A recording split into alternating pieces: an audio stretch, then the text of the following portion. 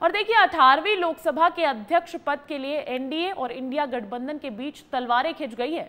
सदन के इस सबसे महत्वपूर्ण पद के लिए सत्ता पक्ष और विपक्ष आमने सामने आ गए हैं। दोनों ने ही अपने अपने प्रत्याशी को खड़ा कर दिया है जिसके लिए चुनाव होगा।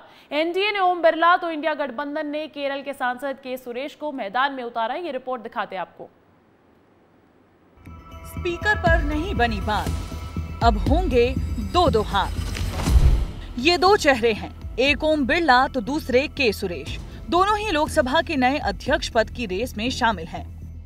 72 साल बाद स्पीकर पद के लिए चुनाव होने जा रहा है। 26 जून को लोकसभा स्पीकर पद के लिए वोटिंग होगी। लोकसभा स्पीकर पद पर केंद्र और विपक्ष के बीच आम सहमति नहीं बन सकी। एनडीए ने ओम बिरला को ही दोबारा अपना उम्मीदवार बनाया है, वहीं विपक्षी दलों ने के सुरेश के नाम पर सहमति जताई है। के सुरेश ने नामांकन भी भर दिया है। दरअसल कांग्रेस ने डिप्टी स्पीकर विपक्ष का होने की मांग की थी और फिर यहीं से विरोध शुरू हुआ। ऑपोजिशन ने क्लियरली कहा है, राजनाथ सिंह जी का खारगे जी फोन आया,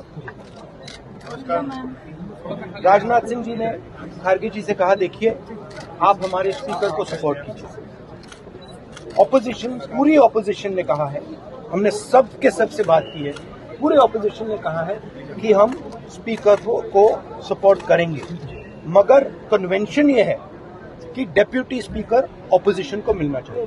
लोकसभा अध्यक्ष को लेकर विपक्षी दलों ने अपनी दावेदारी का फैसला यूं ही नहीं किया है।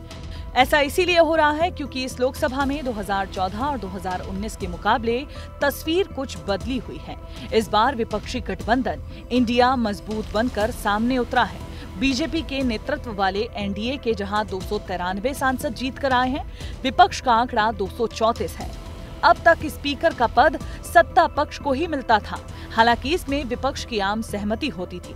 वहीं डिप्टी स्पीकर विपक्ष की तरफ से होता था, हालांकि इस बार सरकार इसके लिए तैयार नहीं हुई। बस यहीं पर पेच फंसा। एनडीए के ओम बिरला को चुनौती देने के लिए इंडिया गठबंधन ने के सुरेश को उतार दिया। के सुरेश 8 बार के कांग्रेस सांसद और कद्दावर दलित नेता हैं। वे केरल के मावेल्लीकारा से सांसद हैं। मनमोहन सरकार में वे राज्य मंत्री रह चुके हैं। सीडब्ल्यूसी के विशेष आमंत्रित सदस्य भी हैं। एआईसीसी के सचिव के रूप में भी काम कर चुके हैं।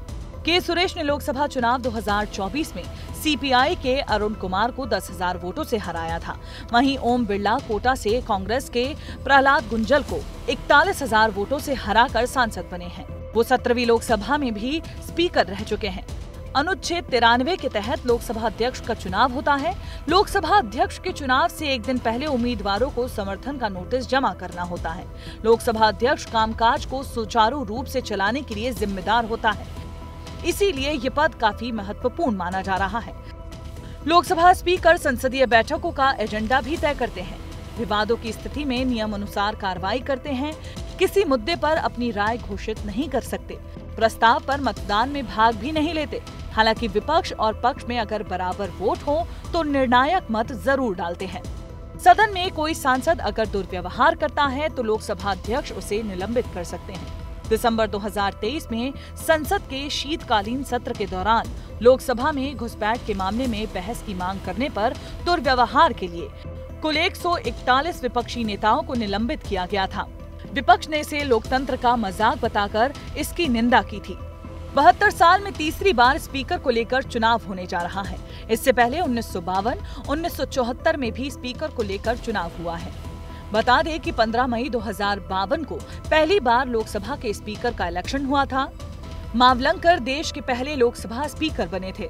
इस बार 18वीं लोकसभा कितनी खास है, इसका अभी से ही आप अनुमान लगा सकते हैं। भर्तृहरि मेहताब के प्रोटेम स्पीकर बनाए जाने पर भी कांग्रेस ने पहले ही दिन खूब विरोध किया था। हालांकि राष्ट्रपति ने उन्हें शपथ दिलवा दी थी। इस बार गेंद किसके पाले में जाती है, ये देखना होगा। ब्यूरो रिपोर्ट, विस्तार न्यूज।